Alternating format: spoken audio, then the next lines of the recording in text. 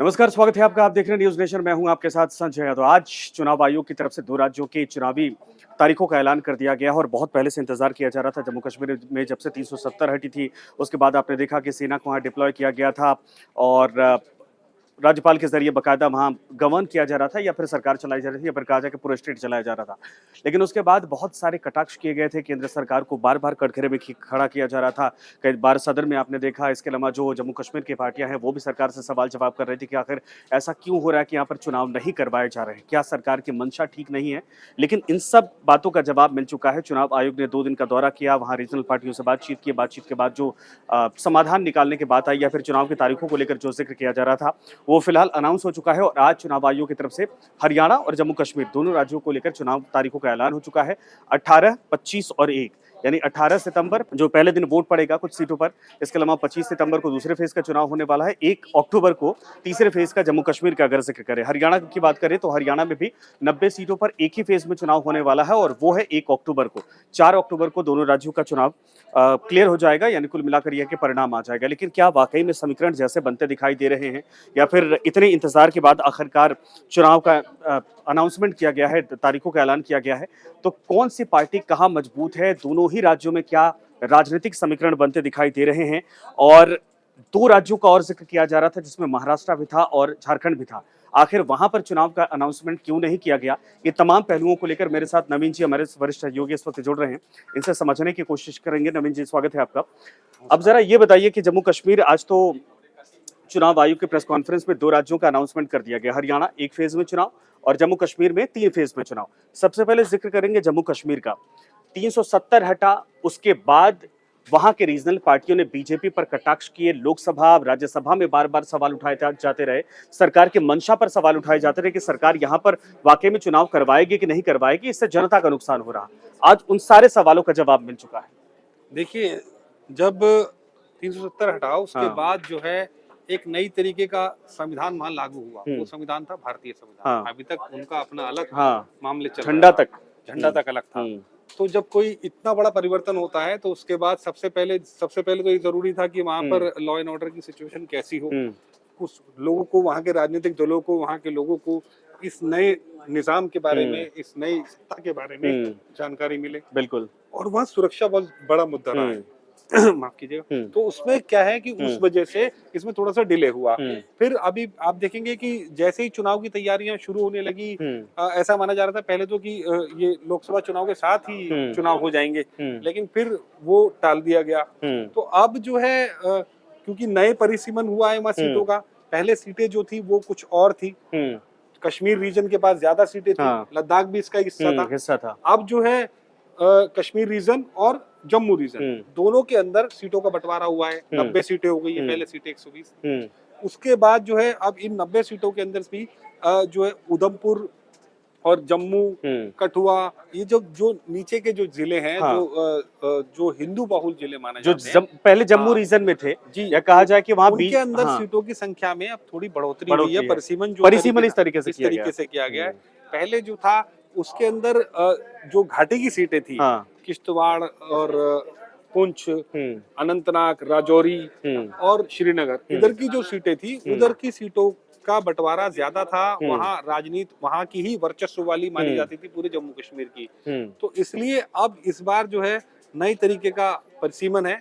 और इसमें कुछ नेताओं को ये भाव ही नहीं रहा है, जो वहाँ के सियासी दल है, एनसी और नेशनल कॉन्फ्रेंस और उनके साथ पीडीपी जो है, उनको ये भाव ही नहीं रहा। उनको उनकी ये कोशिश रहती थी हमेशा से कि उनका ये आरोप अभी भी है कि जो परिसीमन की गई है इसमें बीजेपी ने अपने हिसाब से सीटों और जो हिंदू बहुल इलाके हैं वहां पर सीटों की संख्या बढ़ा दी है। नहीं, और उन क्षेत्रों में कम कर दी। ये आरोप लगाया जा सकता है। विपक्षी दल ऐसी बातें कहते हैं, लेकिन परिसीमन तो दिल्ली में भी हुआ था। आप देखेंगे दिल्ली में भी पहले जब हम थे तो उस जमाने में सदर सीट जो थी वो अपने आप में एक लोकसभा सीट हुआ करती थी। करोल बाग अपने आप में एक लोकसभा सीट होती थी, लेकिन फिर उन दोनों को मर्ज कर दिया। करोल बाग नई दिल्ली में मिल गई, जबकि नई दिल्ली अपने आप में एक लोकसभा सीट होती थी।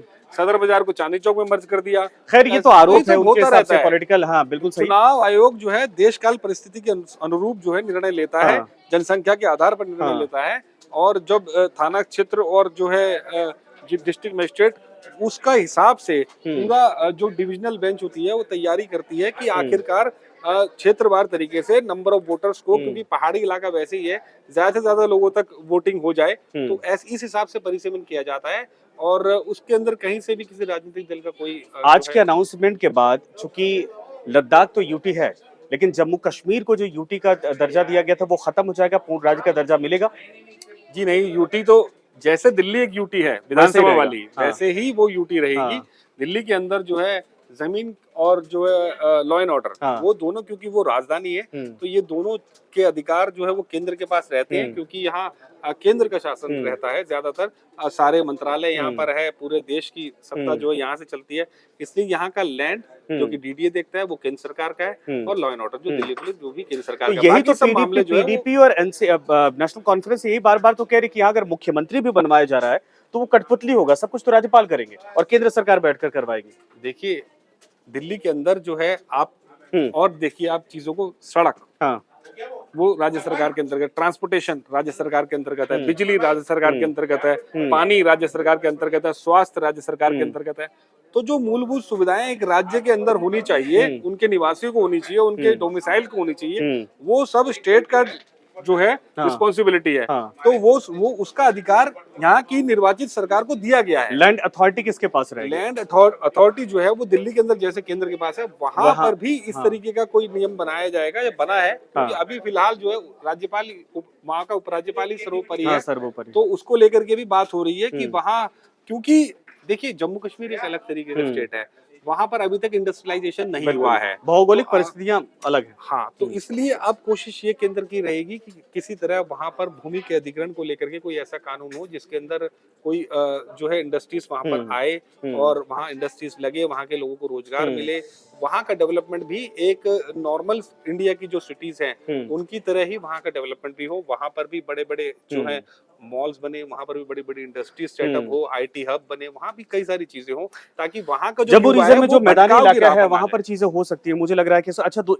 अब उसके बाद हरियाणा पर आते हैं। जरा एक छोटा सवाल है इसमें कि पॉलिटिकल परिदृश्य में अगर देखा जाए तो किसकी स्थिति वहां मजबूत लगती है?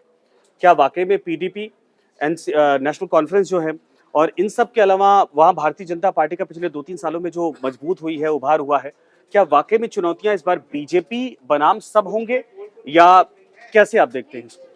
देखिए सबसे बड़ा सवाल तो यहाँ कांग्रेस को लेकर के वोटर्स के जहन में होगा, क्योंकि कांग्रेस वहां पर चुनाव लड़ती आई है पहले से, और वहां की जो भी राजनीतिक पार्टियां, नहीं चाहे बीजेपी हो और चाहे कांग्रेस हो, दोनों ने एक दूसरे के साथ में, वहां बीजेपी ने एनसी के साथ भी अलायंस किया हुआ है, बीजेपी ने पीडीपी के साथ भी अलायंस किया है, कांग्रेस ने भी पीडीपी के साथ अलायंस किया है, कांग्रेस ने एनसी के साथ भी अलायंस किया है।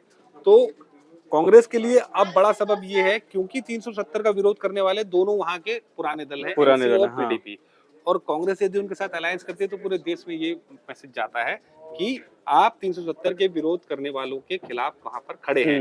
370 आर्टिकल वहां से हटाना एक देशव्यापी विचार जो था, जिसको भुनाने की कोशिश बीजेपी ने की और हर एक व्यक्ति ने उसका विरोध किया था कि वहां से 370 हटना चाहिए। अब यदि कांग्रेस ये स्टैंड लेती है कि हम वहां पर इनके साथ चुनाव लड़ेंगे, तो ये मैसेज कांग्रेस के लिए और राज्यों में नुकसानदायक हो सकता है, और बीजेपी ये चाहती है कि फुल फ्लेजेड वो वहां पर अकेले अपने दम पर चुनाव लड़े, क्योंकि इस बार उनके प्रति उनको लग रहा है कि क्योंकि उनके जो जहां उनकी अच्छा खासा वोट बैंक है, वहां पर सीटों की थोड़ी सी संख्या बढ़ी है, और जम्मू कश्मीर के अंदर भी हालात जो हैं वो अब पहले जैसे नहीं रहे हैं।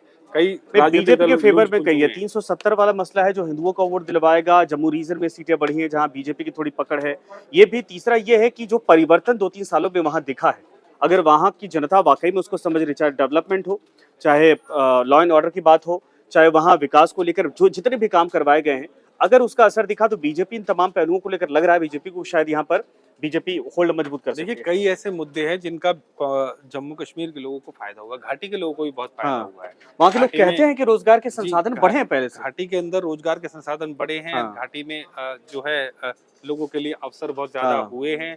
अब माहौल वहाँ का बहुत मतलब हेल्दी बनाने की कोशिश की जा रही है, लोगों को मेन स्ट्रीम में लेकर आने की कोशिश की जा रही है। बिल्कुल, युवाओं को जो है जो जिहाद के रास्ते पर ले जाया जाता था, पहले जुम्मे की नमाजों से ऐलान होता था, एक बड़ा हुजूम जो था वो किसी भी आतंकी के मारे जाने पर इकट्ठा हो जाता था, अब उन सब चीजों पर नकेल कसी है।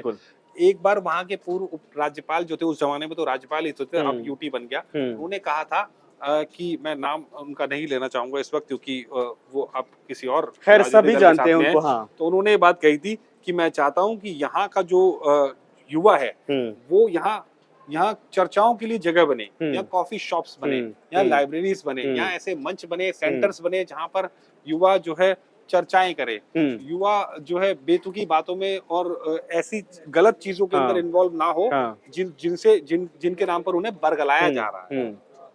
तो ये उनका मानना था, और वही अब देखेंगे आप कि कई चीजें, क्योंकि वो भी इसी सरकार के टेन्योर के अंदर राज्यपाल थे, तो उसी दिशा में ये दूसरे राज्यपाल भी उसी दिशा में काम कर रहे हैं और वहां पर ये चीजें बदली है। तो कहीं ना कहीं बीजेपी को घाटी के अंदर भी फायदा मिलने की गुंजाइश है।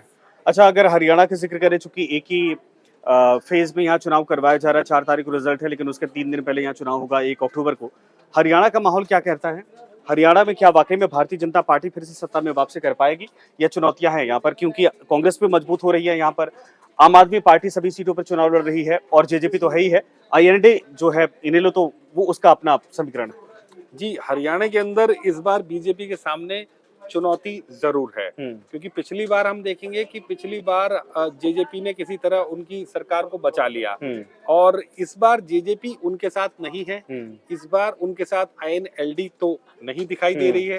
अब बीजेपी अकेली मैदान में है, और सामने उनके एक चुनौती और आ गई है जो कि आम आदमी पार्टी भी है। तो 3 राजनीतिक दल वहां पर अच्छा खासा वर्चस्व वाले, आईएनएलडी, आप, जेजेपी और कांग्रेस, 4, और साथ में बीजेपी है सामने। तो इन चारों के बीच क्या समझ बैठेगी, ये देखने वाली बात होगी। बीजेपी का जो विक्ट्री जो होती है वो डिवाइड होने पर ज्यादा होती है। तो वो तो परिस्थितियां बन रही है ना, सीनियर चौटाला अलग लड़ रहे हैं, उनकी पार्टी, जेजेपी अलग लड़ रही है, इन सब के अलावा कांग्रेस को डेंट पहुंचाने के लिए आम आदमी पार्टी है, तो वोट तो डिवाइड प्रॉपर तरीके से होता दिख रहा है। बिल्कुल, ये ऐसा हो सकता है कि ये चारों अलग अलग लड़े। अभी क्योंकि कांग्रेस और आपके अंदर कोई समझौते वाली बात नहीं हुई है, अभी जेजेपी का भी कोई स्टैंड पता नहीं है, बाद में वो किस तरफ जाए और किस तरफ ना जाए। जैसे ही उन्हें लगेगा कि मजबूती इस तरफ दिख रही है, तो वो अपना स्टैंड बदल सकते हैं। और आईएनएलडी के बारे में भी कुछ खास नहीं कहा जा सकता कि वो किधर जाएं। अभी उन्होंने फिलहाल अलायंस अपना बीएसपी के साथ में किया है वहां पर, लेकिन मुझे नहीं लगता कि इस बार का चुनाव जो है बीजेपी के लिए ज्यादा आसान होगा।